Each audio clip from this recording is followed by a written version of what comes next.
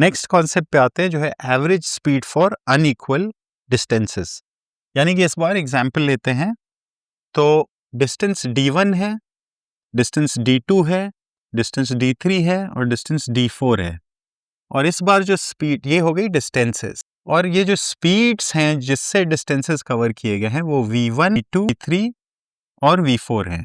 तो इसमें कुछ नहीं करना, हमें वापस से टाइम निकाल देने हैं सबके।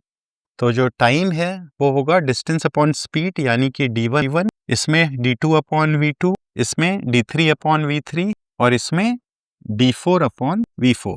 और एवरेज स्पीड चाहिए हमें, तो एवरेज स्पीड होती है total distance travelled upon total time. Total distance travelled हो गई D1 plus 2 plus D3 plus 4 और टोटल टाइम टेकन हो गई ये सारे time 1 plus time 2 plus time 3 plus time 4, यानी कि 1 upon V1 plus 2 upon V2 plus 3 plus 4 upon 4। अब एक एग्जाम्पल लेते हैं।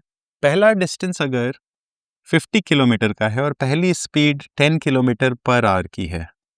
दूसरा डिस्टेंस 100 किलोमीटर का है और दूसरी स्पीड 20 किलोमीटर पर आवर की है।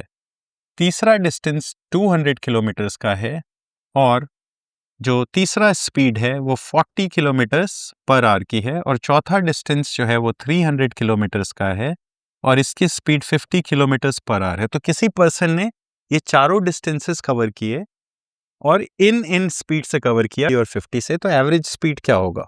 तो इस फॉर्मूले में सब्स्टिट्यूट करेंगे। डिस्टेंस कितना है? 50 प्लस 200, 350 प्लस 300, टोटल डिस्टेंस आया 650। D1 plus D2 plus D3 plus D4 की वैल्यू आई।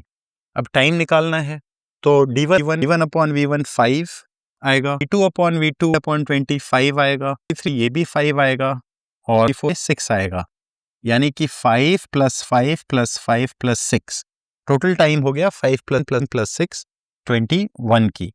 तो ये है किलोमीटर्स और ये है आवर। इसको सॉल्व किया तो स्पीड, एवरेज स्पीड मिल गई मुझे किलोमीटर पर आवर में।